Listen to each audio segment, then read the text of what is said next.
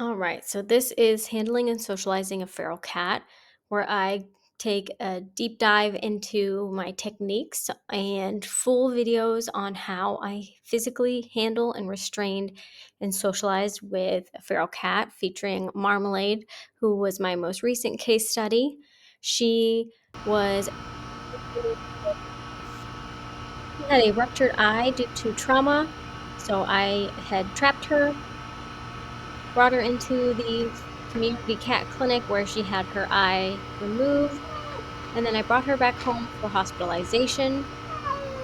This is about 2 hours after first catching her before she had her surgery. She's in a lot of pain, she's very stressed.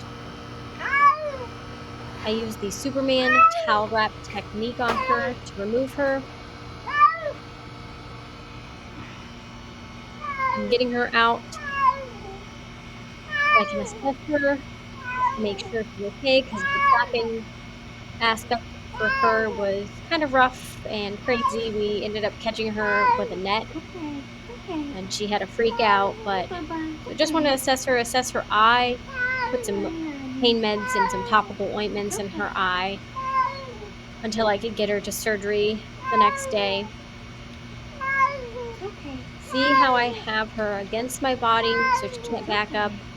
I It's have the okay. towel pinched under her chin It's okay. firmly, but I could still fit my hands between her neck and the towel. I'm not choking her. I firmly have it so that she cannot move and get away.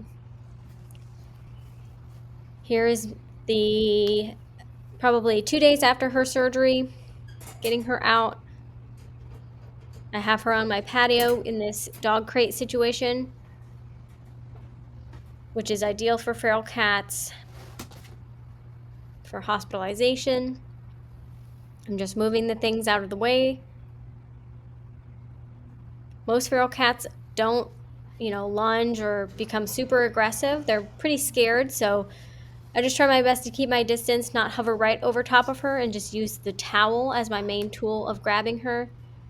It was just kind of a struggle with the way the dog crate was positioned and how she was in the far back corner, but I draped the towel to occlude her vision. And then right there, I'm just getting her enough so that it can get her out. And then once she's out, I wrap the towel around her neck, secure it with my one hand, and you're essentially keeping those front legs pinned down against the body so that they can't move or run or jump away. Hey, buddy. I'm adjusting my towel so I can get a better grip. Again, have her right backed up against me so she can't go backwards. And then because she only has one eye, I try to stay on her good eye side so that she can see me. Hey, bananas. One of the most important things when doing this with Okay. any fearful or feral cat is keeping their chin up. You want them to look and see around them, see their surroundings so that they're forced to interact with you and not just bury their head and hide away. This is going to help build their Thank confidence you. and get them more used to you. Again, the goal here is simply to just Okay. handle her enough so that she's tolerant of me, handling her, so that she's not as scared and she has a better quality of life while in my care. It's just enough to decrease her stress so that I can better manage her, better medicate her, and better monitor her. She started to be more relaxed, so I loosened up the towel, but clearly she was still startled. I try not to hover over top of them too much. Again, that's part of the reason why she got startled. But even here, she's not running away. I'm holding one hand on her at all times. You never let go. Even if it's just light, gentle pressure, I always have a hand in the front of their chest so that they can't go forward. Even if the towel isn't holding them, I'm holding them in some way, shape, or form. I decided it's best to wrap her back up. So gently rewrap her in the towel, pinching those two ends together with one hand. I decide she's had enough for today or for this session, so I'm going to go ahead and put her back in. You don't want to overdo it. You're just getting them used to you. Little steps little bit at a time. Just let her go by herself. Good boy.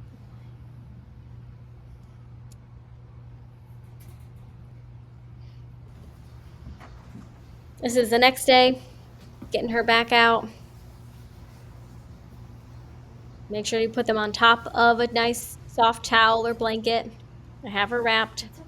It's okay. It's okay. Oh, She it's tries okay. to get away, but because I have a good hand on her, she can't. Hi,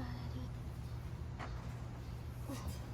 So just demonstrating how holding them in the towel using the Superman towel wrap technique is essential for preventing them from getting away. It's okay.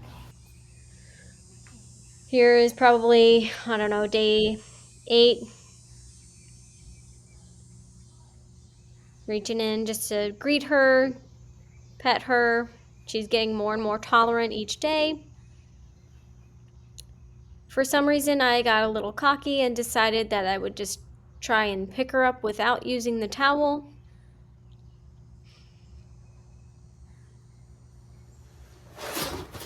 That didn't go so well, obviously.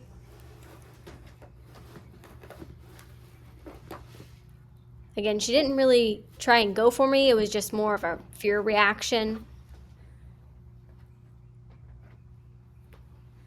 So get the litter box out, keep your towel folded, and then you're basically just applying gentle pressure. She's cornered, so I can wrap the towel around her. Always keeping their head facing away from you when you're doing this.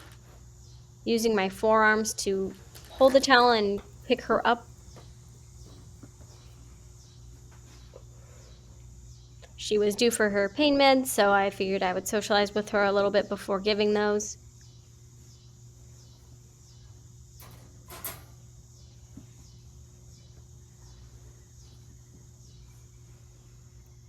Hey, buddy. It's okay. Hey, buddy. I know. Again, she is a outdoor cat. She likes living outside. She wasn't becoming super friendly. That's totally fine. She wants to go back where she came from. And again, that's okay. I'm just doing this so that I can better manage her and decrease her stress while I have her. And I'm just showing you the techniques that I use to restrain and handle these guys.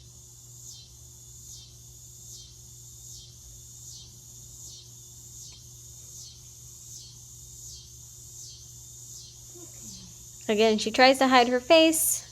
I don't let her do that. And even now, I'm not, holding her super tightly. I know that I'm used to her behavior now, so I know she's not going to try and sprint away. So I'm loosely holding her. I kind of let her out a little bit more to see what her behavior would be like.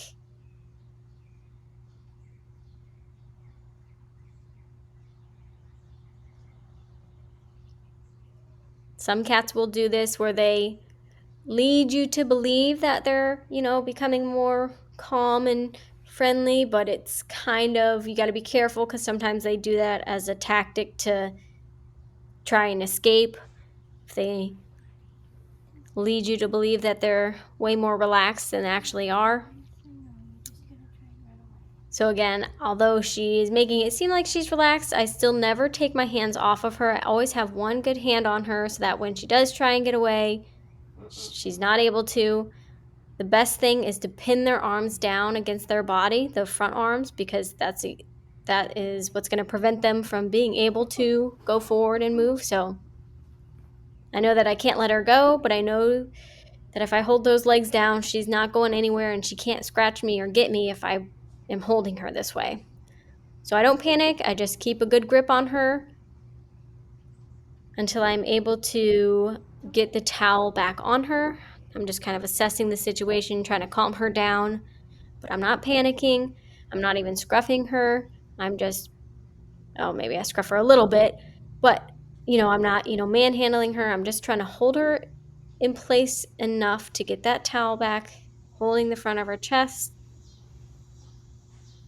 Again, yeah, I didn't really scruff her or need to scruff her. So get her back under control. I know. I know. I figure My poor little tail. it's about enough socialization for today. I make sure her tail isn't, getting bent in a weird way. Make sure she's positioned okay. Her tail was previously broken prior to trapping her, so has a little crook in it, but I was just double checking. It's okay. I know. It's okay. So I'm just kind of calming her down from that little incident.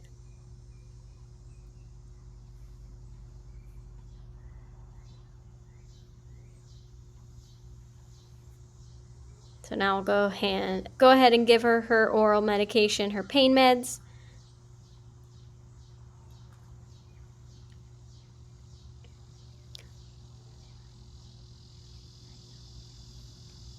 This is probably a medication that you can. This is a medication you can put in their food. Sometimes she would eat, sometimes she wouldn't. So I wanted to make sure I knew that she was getting proper pain management. So I would give it manually, wash it down with some water.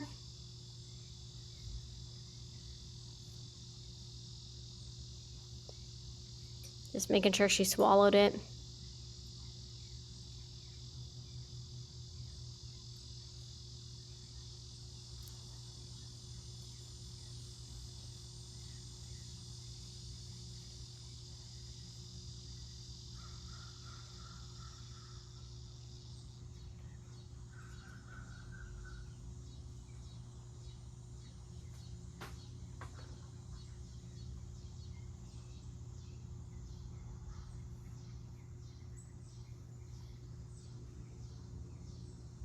Just inspecting her incision, making sure everything looks okay.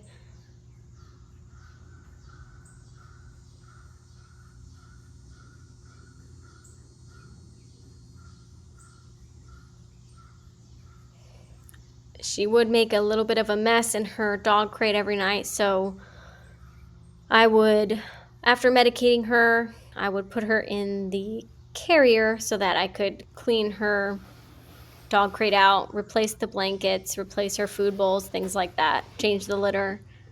So that's all I'm doing here.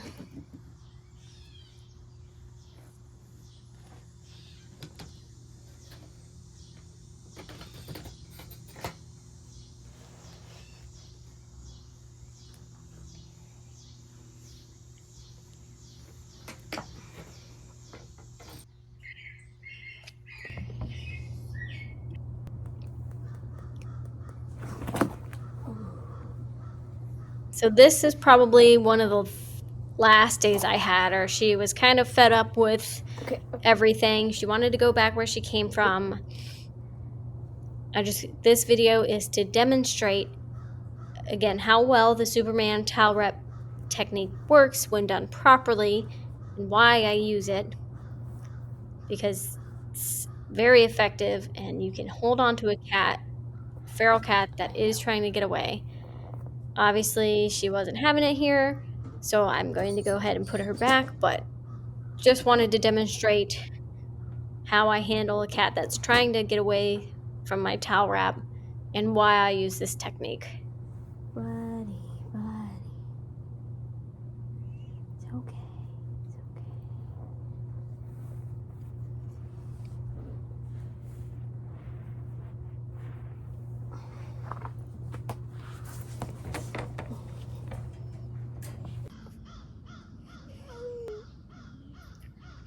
By day 12, she was healed enough, ready to go back where she came from.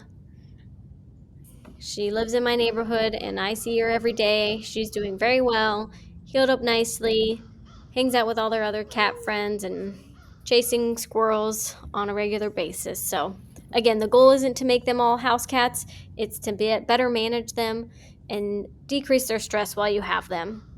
So, please watch my other videos for more techniques and tips. Thank you.